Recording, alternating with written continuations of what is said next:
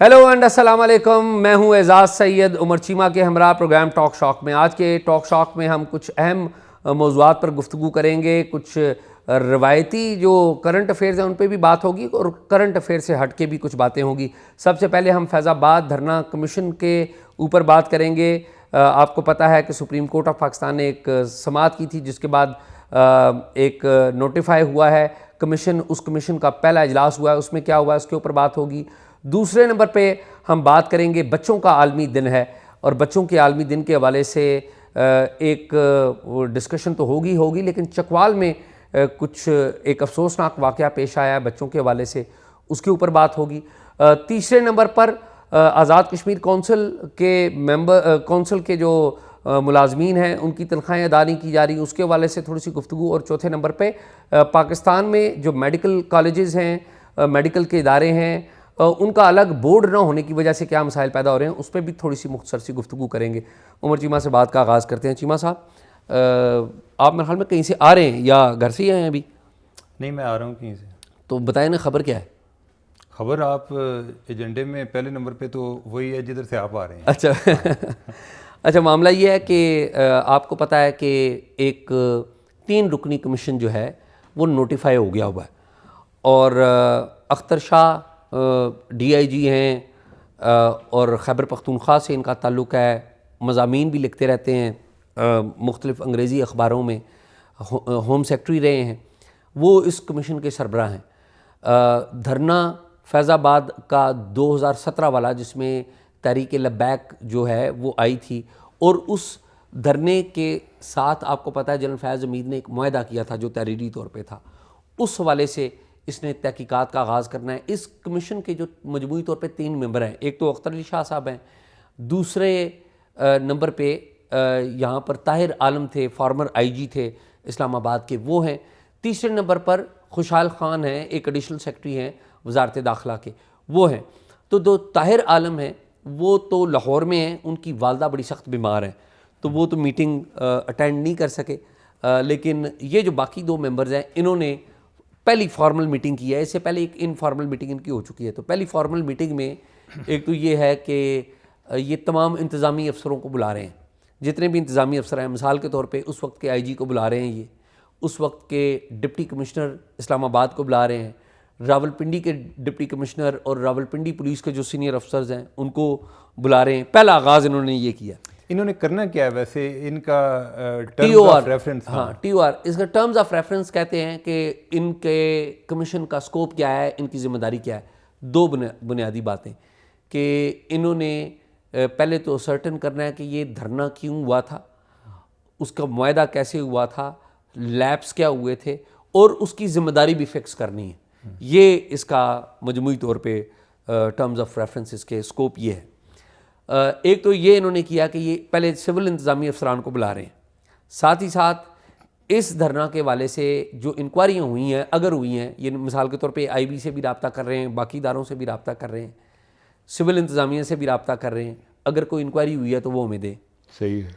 तीसरे नंबर पे ये क्या कर रहे हैं कि जो 2017 के धरने के मौके पर जो वीडियोज़ आई थी, मुख्तलिफ TV चैनल्स ने वीडियोज़ बुलाई थी, नशर की थी, उनको भी देखेंगे। और तो को ये है कि ये फार्मर चेयरमैन पैमरा जो हैं अबसार आलम को भी ये बुलाएंगे, क्योंकि अबसार आलम अभी उस सारे सिस्टम में मीडिया के वाले से जो असल विसल ब्लोअर जो बंदा था वो तो अबसार आलम था ना जिसने ये सारा काम किया। तो ये अब काम का आगाज़ हो गया। पहला मरहला ये है मेरी इतलात के मुताबिक, और ये आम तौर पे पुलिस वालों को हम तनकीद भी करते हैं कि वो जुर्रत का मुजाहरा नहीं करते, या ये जो कमीशन के लोग हैं, ये जो सरबराह भी हैं और इसके जो दूसरे मेंबर भी हैं। सरबराह कौन है? अख्तर शाह जो हैं ये पुलिस के अफसर हैं, ये होम सेक्रेटरी रहे हैं। आपको याद हो कि खैबर पख्तूनख्वा में एक जेल ब्रेक हुआ था, DI खान वाला जेल ब्रेक हुआ था, उसकी भी इंक्वायरी इन्होंने की थी। और इन्होंने वो कहते हैं ना कॉलिंग द स्पैड स्पैड के ज़िम्मेदारों का तयन किया था उस वक्त भी, इसलिए वो इंक्वायरी उस तरह से पब्लिक नहीं आई थी। और भी इनकी काफ़ी जो है काम है, बड़ा खुल के बात करते हैं, अफ़गान इश्यूज़ के ऊपर बड़ा लिखते हैं, सिक्योरिटी इश्यूज़ के ऊपर लिखते हैं। PNP में भी है मेरे ख्याल। मेरे इल्म में नहीं है एएनपी, आजकल ये प्रैक्टिस कर रहे हैं यहाँ पर खैबर पख्तूनख्वा में लॉ प्रैक्टिस कर रहे हैं आजकल। तो वैसे मैंने सुना है इनके बारे में कि जब ये पुलिस में थे, ठीक है, तो एक दफ़ा इन्होंने इनकी जो है ना, इन्होंने यूनिफॉर्म के ऊपर ना वो पगड़ी भी बांधी हुई थी। अच्छा, हाँ, इनकी कोई एक अपनी एक स्पेशल एफिलिएशन शो करने के लिए ना, पश्तून भाइयों से। ये यहाँ पर कमेटी में आते थे, मुख्तलिफ जो पार्लियामेंट के अंदर मुख्तलिफ कमेटीज़ के इजलास होते थे, तो यहाँ पर आते थे। तो वहाँ पर मैंने इन्हें देखा था कि ज़ाहिर है अपने इदारे को रिप्रेजेंट करते थे, तो अपने इदारे के लिए बड़ा बात। अच्छा, वैसे मेरी जो ओवरऑल मैंने लोगों से पता किया ना, मुझे ताहिर आलम साहब को हम जानते हैं, इधर इस्लामाबाद में रहे हैं। खुशहाल खान साहब का मुझे इतना ज़्यादा नहीं आइडिया, मेरे ख्याल उनका ज़्यादा एक कैरियर इधर इंटीरियर मिनिस्ट्री में काफ़ी देर से हैं वो तैनात हैं। तो बाकी वो एडिशनल सेक्रेटरी, वो वाले खुशहाल नहीं है, वो पहले थे, वो डिफरेंट थे। अच्छा, तो ये कोई बड़े स्ट्रांग किस्म की इनकी पर्सनैलिटी उस तरह जैसे होते हैं ना कि बड़े दबंग किस्म के अफसरान, वो नहीं है। यानी कि ये ऑब्वियसली ये गवर्नमेंट की चॉइस है, गवर्नमेंट ने कमीशन बनाया है, तो बाकी ये कमीशन उनके लिए इम्तिहान है कि इससे पता चलेगा कि उनकी कैसी। देखें, बात यह है उमर के जब वो जो कहते हैं ना घोड़ा भी है और मैदान भी है, तो जो घोड़े को अच्छे तरीके से दौड़ाएगा तो सारी दुनिया देखेगी, और अगर घोड़े को कमज़ोर तरीके से दौड़ाएंगे या मौसर तरीके से नहीं आप चला पाएंगे। देखें ना, इस कमीशन ने मुमकिना तौर पे जनरल बाजवा को भी बुलाना है, इस कमीशन ने मुमकिना तौर पे DGISI फैज़ हमीद साहब को भी बुलाना है, अगर इसने ये चीज़ें आगे चली, क्योंकि फैज़ हमीद साहब का तो नाम है। इस कमीशन ने मुमकिना तौर पर उस वक्त के जो इंटेलिजेंस के बाकी जो लोग हैं, बाकी स्टेक, उनको भी बुलाना है। तो ये बुलाएंगे, फिर देखेंगे ना कि ये किस हद तक जा रहे हैं, नहीं जा रहे। फिर अबव ऑल जो रिपोर्ट पेश करते हैं वो भी तो मैटर करेगी ना कि ये रिपोर्ट इन्होंने क्या पेश किया। तो टाइम विल टेल कि वो जो आप कह रहे हैं ना कि देखें ना, अब मैं और आप किसी से भी बारे में बात, वैसे मुझे पता क्या लगता है रिपोर्ट क्या नहीं है। रिपोर्ट ये नहीं है कि जनरल बाजवा या जनरल फैज़ उन्होंने कहना है जी कि हमें फेडरल गवर्नमेंट ने कहा था कि इनके साथ मुज़ाकरात करें। ठीक है, बिल्कुल ठीक। और बाद इधर ये इसी तरह का कोई कंक्लूजन होता है। ज़ाहिर है उनका एक मौक़िफ़ तो है ना, देखें ना, हम उनको मतून कर रहे हैं, लेकिन उनका मौक़िफ़, मैं तो फ्रैंकली स्पीकिंग, मैं तो जनरल फैज़ हमीद को सबसे ज़्यादा मज़लूम समझता हूँ कि हम सारे फैज़ हमीद लगे हुए हैं। उस वक्त जब वो पावर में थे तो कोई बात नहीं कर, आज वो रिटायर हो गए हैं। बाय द वे उनकी तकरीबन 63वीं सालगिरह थी 10 नवंबर को। अच्छा, ये 10 नवंबर जो गुजरी है, और वो कोई 63वीं सालगिरह इसलिए कोई अच्छी नहीं थी कि वो उन्होंने कुछ अरसा पहले रावलपिंडी में जो GHQ है, ये गए हुए थे, अपने पुराने ऑफिस गए हुए थे, तो वहाँ पर उन्होंने पासपोर्ट वगैरह अपना प्रोसेस किया हुआ था, तो उसको देख रहे थे। तो पता ये चला कि इनको ख़तरा था कि इनका नाम कोई ECL पे डल गया है या IBMS पे डल गया है या वो स्टॉप लिस्ट FIA की या पासपोर्ट कंट्रोल पे। तो इन्होंने मुख्तलिफ बंदों के ज़रिए को पूछाया है कि मेरा नाम कोई ECL में तो नहीं। लेकिन मैंने ये सुना है कि इनको बाहर नहीं जाने दिया गया।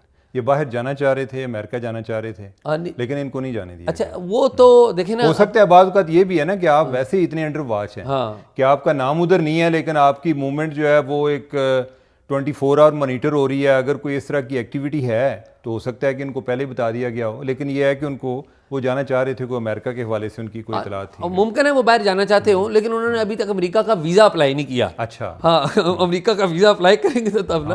हाँ, वो मुमकिन है जाना चाह रहे हो। वैसे बाय द वे उनके पास ब्लू पासपोर्ट भी है।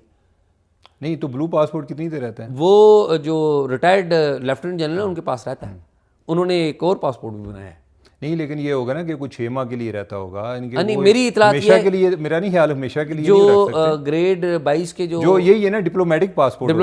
डिप्लोमेटिक पासपोर्ट गालबन कोई मेरे ख्याल 6 माह या कोई रिटायरमेंट के फ़ौरन बाद, मुझे एग्जैक्ट नहीं आइडिया, बल्कि ज़्यादा से ज़्यादा भी रहता होगा तो 6 माह के लिए रहता होगा। मुझे जहाँ तक याद पड़ता है कि ये जो है ना लेफ्टिनेंट जनरल, उनके बारे में इन्होंने कोई बना दिया हुआ कि वो ब्लू पासपोर्ट, वो कोई और को बाहर के मुल्कों ने कोई पॉलिसी बना दी होगी, मेरा नहीं ख्याल कि। लेकिन मुझे जहाँ तक याद पड़ा, खैर देख लेंगे इसको। तो खैर anyhow, coming back to that point, तो अब ये मामला होने जा रहा है। तो आज बच्चों का आलमी दिन है, उसके वाले से बताएं कि वो क्या यार ये चकवाल का जो वाक़या है उसके।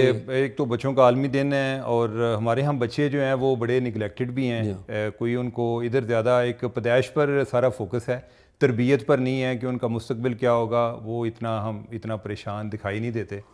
अब ये है कि वाक़या हुआ है और वो चकवाल में हुआ है, और कुछ ज़रा थोड़ी सी उसकी अगर क्रोनोलॉजी ऑफ इवेंट्स को अगर हम देखें कि किस तरह मंजर आम पर आया है। 10 नवंबर को मेरी आज बात हुई थी नबील डाकू से, जो आपने मुझे नबील बताया, ढक्कू से, हाँ, ढक्कू से, हाँ, नबील ढक्कू से बहुत यानी कि आपने मुझे उनका बड़ा अच्छा जिक्र किया, कोई हुआ शक नहीं है, हाँ। वो बड़े, और इन पर खैर कभी फिर बात करेंगे कि जो एक डिस्ट्रिक्ट लेवल पे रिपोर्टर हैं कितना हमारा पोटेंशियल ज़ाया हो जाता है, ऐसा ही। ठीक है। और वो इसलिए कि उनको इतनी प्रॉपर अपॉर्चुनिटी नहीं मिलती, हमें पता नहीं चलता कि वो कितना अच्छा काम कर रहे हैं। तो खैर नबील से मेरी बात हुई उस मामले में, तो पता चला कि पहली जो एक कंप्लेन एक बच्चे की तरफ से आई, वो आई 10 नवंबर को। ठीक है। उसने कारी साहब को ही बताया जी कि फ़लाँ जो है ना उसने मेरी किसिंग की है। तो इन्होंने, वो टीचर था? हाँ, अच्छा। कोई जो मदरसे का मुंतज़म है उसको शिकायत लगाई एक टीचर की। अच्छा, उन्होंने को मेरे ख्याल कोई 2 लोग ऐसे थे, कारी थे उधर या टीचर जिनको कह लें, कि जिनके बारे में शिकायत आई, और उन्होंने उनको उधर से निकाल दिया या भेज दिया, ये तासर दिया जी कि हमने उनको इधर से भेज दिया, अभी कार्रवाई की है। हाँ, यानी कि अभी, लेकिन ये है कि कोई आगे फर्दर कोई उनकी अकाउंटेबिलिटी इससे ज़्यादा नहीं हुई। बाज़ औक़ात हमारे जो एक कल्चर है ना, इसमें कोई बैद नहीं है कि उनको कहा गया हो कि आपको 1 महीने के बाद वापस आ जाना, ठीक है, यानी कि वक्ती तौर पे टले। जो बाकी जो एक दोस्त होते हैं उनकी एक ड्यूटी अकाउंटेबिलिटी की नहीं होती, वो यही होती है कि मिट्टी पाओ, किसी तरह इनको इस क्राइसिस से निकालो, बाद में हम बताएंगे कि यार तू तो उस टाइम फंस गया था और मैंने तुम्हें उस टाइम बचा लिया था।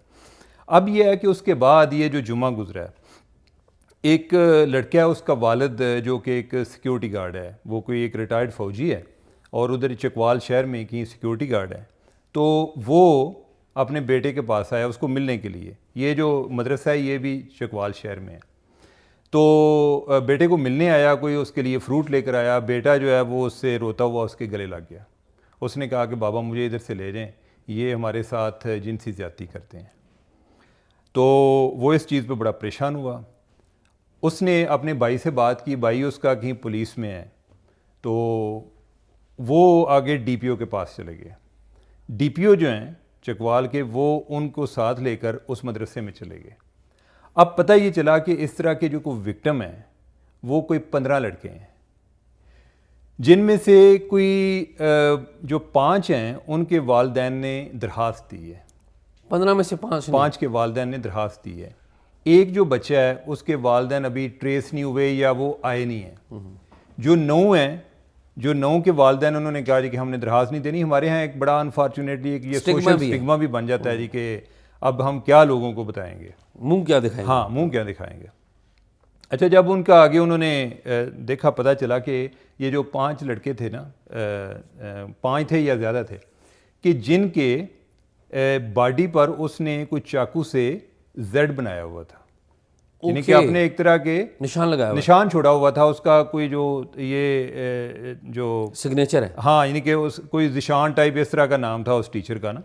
तो यानी कि ये है जी कि भाई, अब ये देखें उस बंदे की एक ज़हनी हालत देखें कि वो बाकायदा अपनी एविडेंस भी छोड़ रहा है, कि यानी कि वो पता नहीं क्या उसकी एक अपनी सेटिस्फेक्शन होती है। इसके अलावा और जो है ना, कई जगहों पे उसके जिस्म पे उसने काटा हुआ था उनको ना, वो भी निशान थे। अब यह है कि इस पर कार्रवाई आगे शुरू हो गई है। अब ये आगे किधर तक जाती है, ये एक इम्तिहान है। अनफॉर्चुनेटली होता क्या है कि इस तरह केस जो है उठता है, उसके बाद क्या होता है कि जो वालिदैन होते हैं, जो कंप्लेनेंट्स होते हैं, उनके पास को मदरसे वाले जाते हैं, कोई जरगा जाता है उनके पास, वो उनकी मिन्नत समाजत करता है, वो अपनी कंप्लेन वापस ले लेते हैं। या कोई दरमियान में कोई और असर और सूख वाला बंदा आ जाएगा, वो कहेगा जी कि आप इतने पैसे भी ले लें तो चलें, ठीक है, इनके इनकी भी कोई सज़ा हो गई तो आप छोड़ें, इसको किसी मंतकी इंजाम तक ना पहुँचाएँ। और ये मैं बात क्यों कर रहा हूँ, इससे पहले 2021 में कोई तलागंग में भी कोई इस तरह का वाक़या हुआ। आपको याद है पिछले दिनों हमने भी चकवाल के अंदर एक स्कूल का ये इसी तरह का याद है ना? बिल्कुल सही कह रहे हैं। तो तलागंग में भी इस तरह का वाक़या हुआ जिसमें कुछ बच्चियाँ थीं छोटी उम्र की, कोई 6 साल की, कोई 7 साल की। और वो चीज़ मंजर आम पर किस तरह आई कि उसमें 2 टीचर मुलव्वस थे और वो वीडियोज़ भी बनाते थे। उस दौरान उनकी लड़ाई हो गई, वीडियो बनाते हुए नहीं, यानी कि इख्तलाफ हो गए किसी स्टेज पर, ठीक है। अब ये है कि एक जो है उसने सोचा कि मैं इससे बदला लूँगा और उसने पुलिस के पास वो ले गया वीडियो एज एविडेंस। ओके। जब पुलिस ने दूसरे टीचर को पकड़ा तो पता चला कि उसने कहा जी कि ये भी मेरे साथ मुलव्वस था, वो फिर खुद भी पकड़ा गया। लेकिन वो मामला रफा दफा किस तरह हो गया कि कुछ अरसे बाद ये जी कि कोई उन्होंने जो मुतासरीन हैं, यानी कि जो पेरेंट्स हैं, उन्होंने कोई कंप्लेन वापस ले ली। उन्होंने कहा जी कि हम परसू नहीं करते या हम इनको माफ़ कर देते हैं। ये वो आइडियली होना ये चाहिए कि इस तरह के केस में, जिस तरह अभी मेरे ख्याल ऑनर किलिंग में भी हो गया है, कि रियासत को मुदई बनना चाहिए, ठीक है, और ताकि इन लोगों को कैफ़े किरदार तक पहुँचाएँ। और बाज़ का ऐसा भी होता है, देखने में आता है कि कई ये जो लोग हैं ये खुद भी विक्टिम होते हैं। ये जो अग्रेसर हैं इस टाइम, जो ये बच्चों के साथ ज़्यादती करने वाले हैं, ये खुद भी हो सकता है कि किसी टाइम किसी स्टेज का शिकार हुए हों, ठीक है। और वो ये एक बड़ा अनफॉर्चुनेटली एक विशियस सर्कल जो है वो चलता रहता है। अगर आपको याद हो, और ये सिर्फ ये पाकिस्तान तक चीज़ें महदूद नहीं है, आपको याद हो वो एक मूवी आई थी, क्या नाम था उसका, वो जो अमेरिका में आई थी, हाँ, स्पॉटलाइट। जी, स्पॉटलाइट, वो जिसमें पादरी मुलव्वस थे। जी, ठीक है। अच्छा, पादरी मुलव्वस थे, और वो मूवी जो है वो एक फैक्ट बेस्ड स्टोरी थी, यानी कि वो कोई ऐसा फिक्शन नहीं था। नहीं, वो अखबार में छपी हुई खबर थी, उसके ऊपर उधर जो वो वाकया हुआ था बॉस्टन में, ठीक है। बॉस्टन में एक न्यूज़पेपर है, बड़ा पुराना न्यूज़पेपर है और बड़ा मशहूर न्यूज़पेपर है, उसका नाम है बॉस्टन ग्लोब। उसके एक जो एडिटर थे वो बाद में वाशिंगटन पोस्ट के भी एडिटर बने, अब वो रिटायर हो गए हैं, मार्टी बैरन। तो मार्टी बैरन जो है ना, वो उस टाइम को नए उसके बॉस्टन ग्लोब के एडिटर बने। उस दौरान उन्होंने कोई आर्टिकल पढ़ा एक वकील का। उस वकील ने कोई 1976 में एक कोई इस तरह का केस जो है उसको इन्वेस्टिगेट किया हुआ था। लेकिन बाद में हुआ ये कि वो ना कैथोलिक चर्च के रिलेटेड थे। कैथोलिक चर्च जो है ना उधर बड़ा स्ट्रांग है, और उन्होंने किसी तरह ना रिकॉर्ड सील करवा दिया। तो उसने बताया जी कि मैंने वो केस किया था। इन्होंने उस केस को फॉलो करना शुरू किया। वकील ने कहा जी कि मैं जो है ना, मैं इसके बारे में मज़ीद नहीं बता सकता, या रिकॉर्ड जो है वो सीज हुआ है।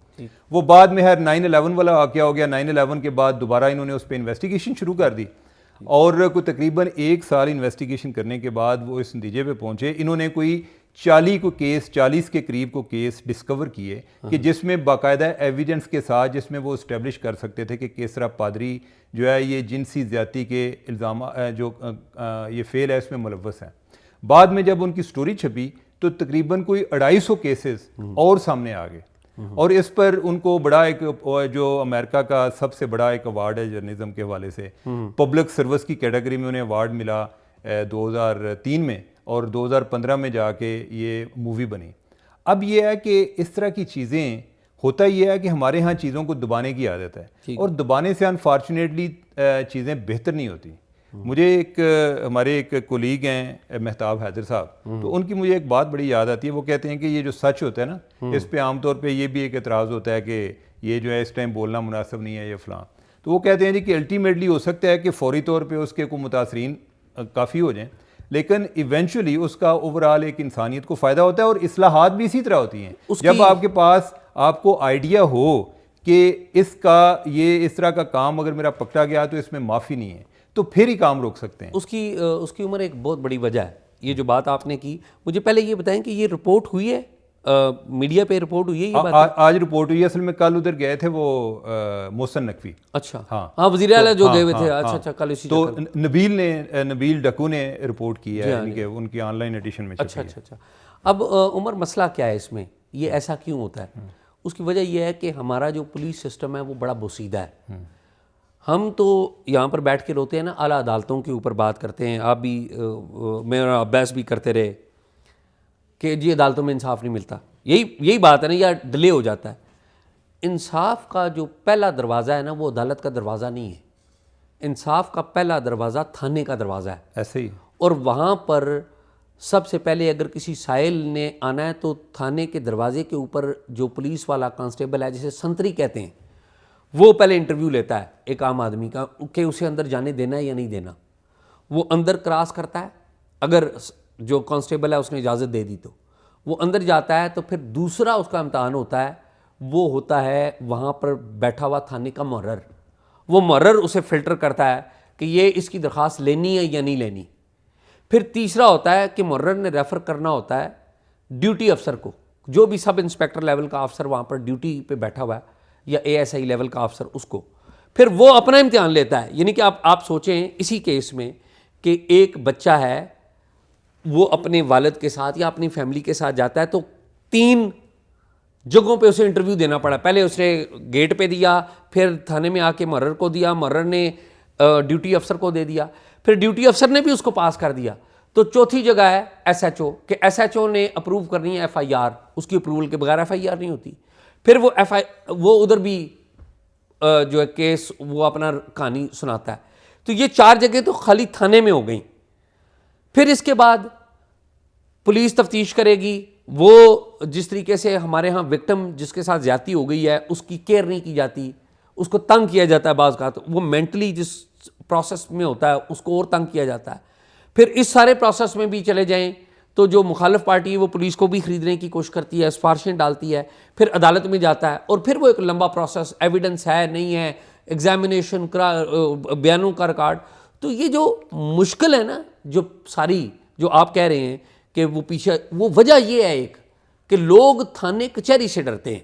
अच्छा, ये जो एक हमारी रैंकिंग भी आती है ना क्रिमिनल जस्टिस सिस्टम की, 180 कंट्रीज में 126 है, कोई काफ़ी नीचे हैं, 126 नंबर पे है गालबन, तो मेरे ख्याल 130वें पे या इस तरह से है। अच्छा, अब ये है कि उसमें भी जब क्रिमिनल जस्टिस सिस्टम की बात होती है तो उसमें सिर्फ अदालतें नहीं होती, उसमें ये जो आप बात कर रहे हैं कि उसमें थाने का कचहरी निज़ाम, फिर जो है आगे प्रोसिक्यूशन का निज़ाम, फिर आप आगे जो है गवाहान का क्या हमारा सिस्टम है, फिर वो अदालत में चला जाता है, फिर अदालत से होता होता जो है आगे वो ट्रैवल करता करता।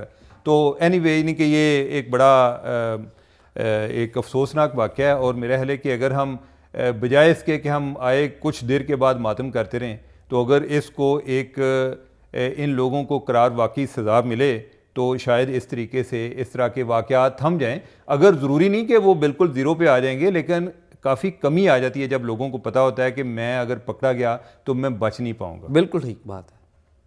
तो आगे चलें जो AJ के कौंसिल के, हाँ, वो आज़ाद जम्मू कश्मीर कौंसिल है, आपको पता है वजारत अमूर कश्मीर है हमारे यहाँ, तो निगरान दौरे हुकूमत में वो वजारत फुल फ्लेज किसी के पास उस तरह से नहीं है, लेकिन उस वजारत के नीचे एक कौंसिल आती है जिसे कहते हैं आज़ाद जम्मू कश्मीर कौंसिल। आज़ाद जम्मू कश्मीर कौंसिल के कमो बेश 300 मुलाजमीन हैं, और 300 मुलाजमीन की गुज़िश्ता 3-4 माह की तनख्वाहें अदा नहीं हुई, और वो एहतजाज कर रहे हैं। और ज़ाहिर है जो सरकारी मुलाजमीन हैं वो बड़े परेशान होते हैं, क्योंकि आपको पता है एक तरफ महंगाई है और एक तरफ पेट्रोल की कीमतें बढ़ती हैं, डॉलर की कीमतें बढ़ रही हैं, आम आदमी का जीना दूभर है। तो इस कॉन्टेक्स्ट में इन लोगों की बेचारों की तनख्वाह अदा नहीं हो रही। तो आई होप कि ये हम इस पे प्राइम मिनिस्टर जो हैं अनवार काकड़ जो निगरान वज़ीर आज़म हैं, वो और मुतलका जो लोग हैं वजारत ख़जाना के, वो उसका नोटिस लें और इनको फौरी तनख्वाहें अदा करें। मेरे ख्याल में ये बड़ा ज़रूरी है कि सही है। तो वो आखिरी एक मैटर है, चूँकि वो मैटर बड़ा संजीदा है, उसका एक किस्सा हम आज डिस्कस कर लेते हैं, लेकिन उसको पूरा फुल फ्लेज डिस्कस करेंगे आने वाले दिनों में।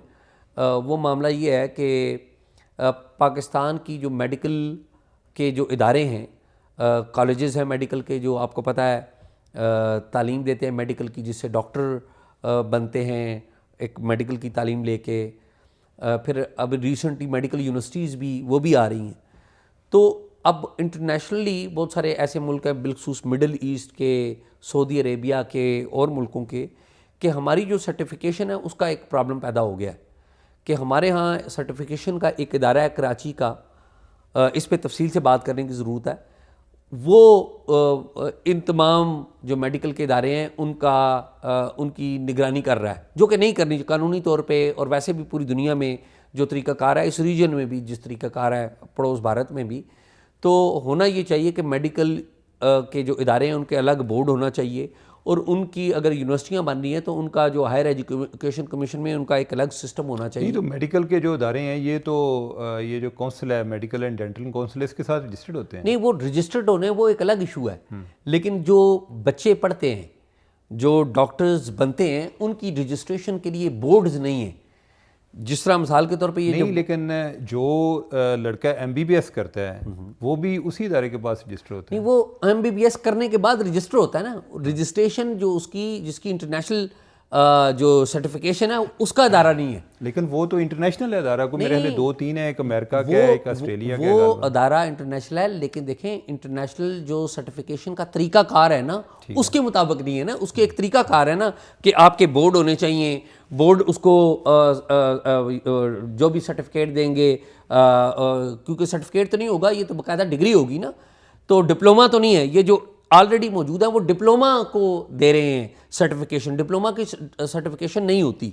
नहीं, एमबीबीएस होती है ना डिग्री, तो एमबीबीएस है ना, उसकी प्रॉपर बोर्ड होना चाहिए ना। असल प्रॉब्लम ये डिप्लोमा कौन सा है, इसके बाद होता है कोई डिप्लोमा? नहीं, डिप्लोमा जो इदारा इनका निगरान बना हुआ है ना, बेसिकली वो कराची का एक इदारा है।